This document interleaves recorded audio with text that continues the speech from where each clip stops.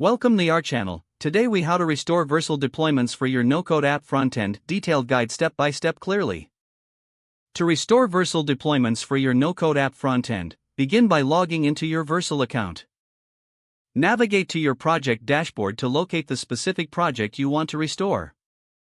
Click on the project name to open its settings and deployment history. Once in the project view, find the Deployments tab in the top navigation menu. In the Deployments section, you will see a list of all your recent deployments.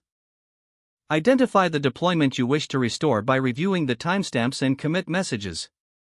Click on the specific deployment to view its details and performance metrics. Within the Deployment Detail screen, look for the Restore option, typically found in the upper right corner. Click the Restore button to initiate the restoration process.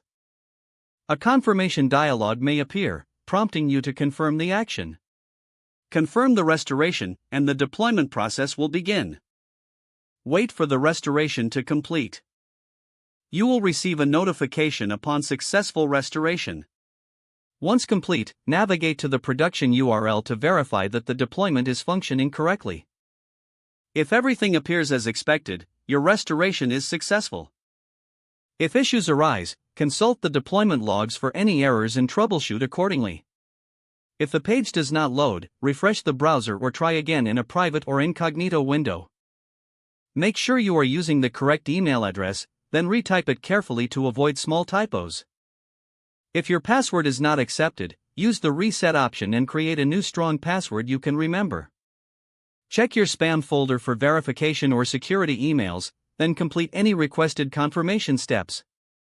Enable two-factor authentication if available to improve account security and reduce unauthorized access risk. After signing in, review your profile details so your contact information and settings are accurate and current. If you see an error message, note it down and try again after restarting your device and internet connection.